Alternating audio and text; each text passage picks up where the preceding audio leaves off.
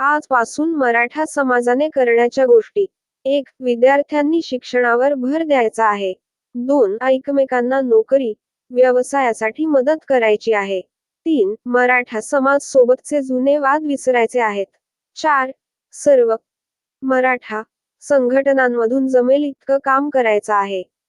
5. मराठी राष्ट्रभाषा व इंग्रजीचा पाया पक्का करायचा आहे. 6. वर्तमानपत्र वाचण्याची सवय लावून घ्यायची आहे. 7.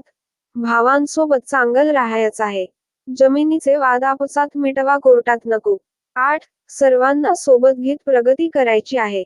9. कोणत्या तरी नवीन व्यवसायाची सुरुवात करायची आहे. 10. जगात कोणत्या गोष्टींची गरज आहे ते पाहून आपलं किंवा लेकराचं करिअर घडवायचं आहे. 11. आपले मित्र कोण, शत्रू कोण याचे भान ठेवायचे. 12. फक्त मरणदारी आणि तोरणदारी एकत्र न येता दर महिन्याला ठराविक ठिकाणी एकत्र येऊन विचार विनिमय करायचा. 13. एकमेकास सहाय्य करू अवघे धरू सुपंथ हा मंत्र ध्यानात ठेवायचा. 14. गुण दोषासह एकमेकांना स्वीकारायचे आहे. 15. सर्वांनीच राजकारणातच जावं असं काही नाही, तर कोणी बिझनेसमन बना, कोणी व्यापारी व्हा. 16. विज्ञानाची कास धरायची.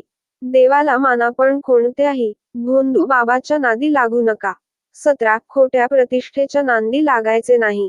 ऐपतीपेक्षा जास्त दिखावा नको, तसं करणाऱ्यांना भाव सुद्धा देऊ नका. 18. समाजाच्या हिताचे जे जे असेल ते ते मान्य करायचे. 19. एका गावात राहून व्यवसाय, उद्योग, धंदा, राजकारण याच्या स्पर्धा करू नका.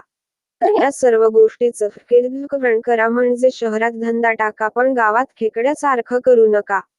20. सण काहीच येणार नाही असं म्हणणारा महाराज मात्र सण पाकिट घेऊन जातो तेव्हा पैशाचं महत्त्व ओळखा. 21. घरातील महिलांना बचत गटांच्या माध्यमातून उद्योग व्यवसाय उभारू द्या.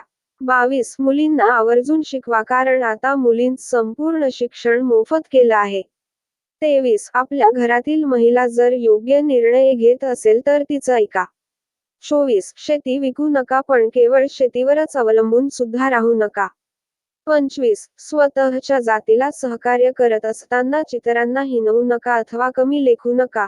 सर्वांसोबत मधुर संबंध ठेवा. संपर्कातील 100 मराठा भावाला हा मेसेज पाठवूया.